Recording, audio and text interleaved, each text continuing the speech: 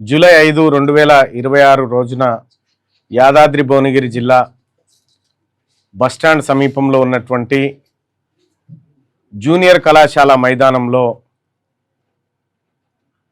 తెలంగాణ రాష్ట్ర వ్యాప్తంగా వస్తున్నటువంటి బీసీ ప్రజలందరూ కూడా అక్కడ సమావేశం ఏర్పాటు అవుతోంది. ఆ సమావేశాన్ని తెలంగాణ రాజ్యాధికార పార్టీ నిర్వహిస్తోంది. ఈ సమావేశం ఒక చారిత్రాత్మకమైనటువంటి సమావేశం. సరిగ్గా అదే మైదానంలో ఏదైతే చనిపోయి అమరుడైనటువంటి గద్దరన్న ఉండో గద్దరన్న మొట్టమొదటిసారిగా అమ్మా తెలంగాణ మా ఆకలి కేకల గానం అనేటువంటి పాట మొట్టమొదటిసారిగా అక్కడే పాడిండు. అలాగే తెలంగాణ జనసభ లాంటి సభలను బెల్లి లలితక్క ప్రారంభించినటువంటి స్థలం అది. అనేక మంది ఉద్యమకారులకు వేదికైంది ఆ కళాశాల మైదానం. సేమ్ అక్కడే ఆ చారిత్రాత్మకమైనటువంటి ప్లేస్లోనే అత్యంత చారిత్రాత్మకమైనటువంటి సభను నిర్వహించబోతా ఉన్నాం. ఇది జయశంకర్ సార్ తెలంగాణ ఉద్యమంలో ఒక మాట చెప్పేవాడు. తెలంగాణ ఉద్యమం ముగిసిన తర్వాత మళ్ళీ ఒక ఉద్యమం పుట్టాలి అనేటువంటి మాట చెప్పినాడు. ఆ ఉద్యమమే ఈ ఉద్యమం.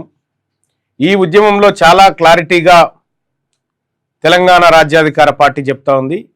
ఎవరెంతో వారికంత అనేటువంటి మాట చెప్తా ఉంది. మా ఆత్మగౌరవ గీతంలో కూడా అదే మాట చెప్పినాం.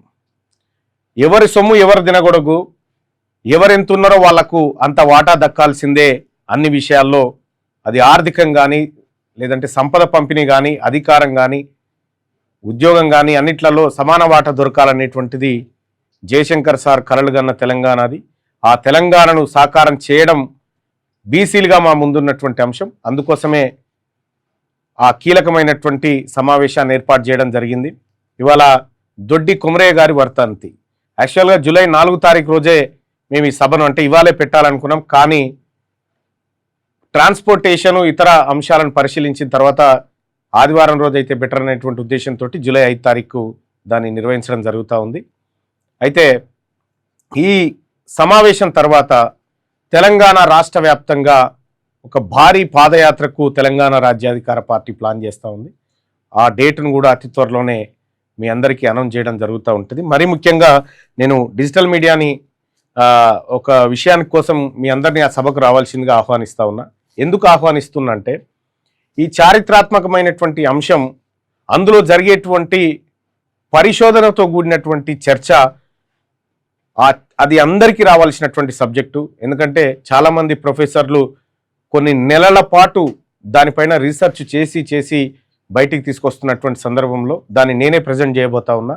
సో దానికి సంబంధించినటువంటి సబ్జెక్ట్ అనేది కూడా ఈనాటి యువతరంగా ఉన్నటువంటి డిజిటల్ మీడియా తెలుసుకోవడం చాలా ఇంపార్టెంట్.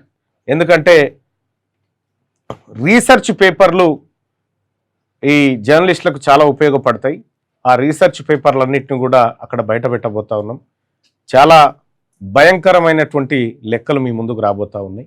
కాబట్టి వీటన్నిటికీ మీరు సాక్ష్యంగా నిలవాలని మీ అందరికీ నేను ఒక లింక్ పంపించి ఆ లింక్ ద్వారా ప్లే చేయమనొచ్చు. కానీ మీరు ప్రత్యక్షంగా ఆ క్లాస్ వినాలని.